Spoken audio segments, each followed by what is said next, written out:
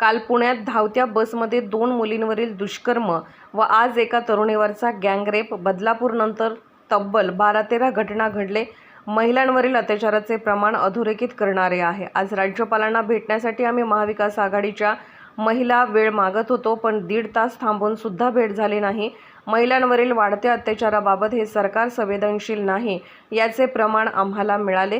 आम्ही निवेदन देण्यासाठीच वेळ मागत होतो, पण ती वेळ मिळाली नाही. आणि कालच्याच दिवशी पुण्यामध्ये धावत्या स्कूल बसमध्ये 2 मुलींवरचा दुष्कर्म आणि आज पुन्हा सकाळी एका तरुणीवरचा गँगरेप, बदलापूरनंतर तब्बल 12 ते 13 घटनांचं घडणं हे महिलांवरील वाढता लैंगिक अत्याचार याचं प्रमाण अधोरेखित करणारं आहे. आज महामहिम राज्यपाल महोदयांना आम्ही महाविकास आघाडीच्या महिला नेत्या भेटण्यासाठी वेळ मागत होतो, पण तब्बल 1.5 तास थांबूनसुद्धा आम्हाला प्रताप जाधव आणि त्यांचे सगळे लोक या मंडळींनी महामहिम राज्यपाल महोदयांचा वेळ उपलब्ध होऊ दिला नाही. राज्यातल्या महिलांवरील लैंगिक अत्याचाराबद्दल हे सरकार अजिबात संवेदनशील नाही याचं पुन्हा एकदा प्रमाण आम्हाला मिळालं. कारण आम्ही फक्त आणि फक्त महिला लैंगिक अत्याचाराचं निवेदन देण्यासाठी ती वेळ मागत होतो, पण आज आम्हाला ती वेळ मिळाली नाही.